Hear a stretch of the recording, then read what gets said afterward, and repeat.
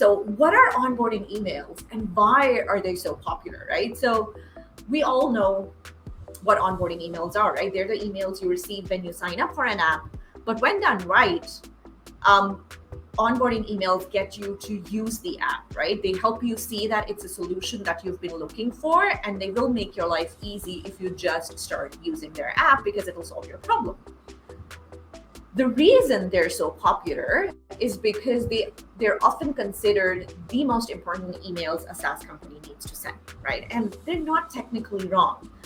But where things go a little awry is that believing that these are the only emails your SaaS company needs to send. That is problematic. That is simply not true, right? But here's the thing. Even when you're sending out onboarding emails, are you really doing a great job, right? Now, typically when you sign up for a SaaS company, you will get a welcome email, a check-in email midway through your free trial. Then you'll get, hey, your trial is ending towards the end of your trial. And then when your trial has ended, you'll get an email telling you, your trial is ended, you no longer have access to all these features, yada, yada, yada. And then if you have a strategy that will entice people to use your software again, you will maybe send an email giving them like 7 days, extending their free trial by another 7 days or something like that, right? But think about it, as a user, those aren't really the emails I want, right? So when done right, onboarding emails help increase app adoption, right?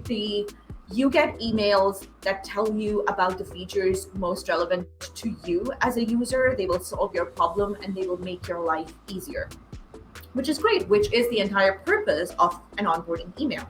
The other thing that they do is they increase engagement for both your email marketing and your app usage, right? Think about it. When you are getting onboarding emails and they're telling you the features that will help you the most, you are obviously going to click over to the app to use that feature, or at the very least explore it.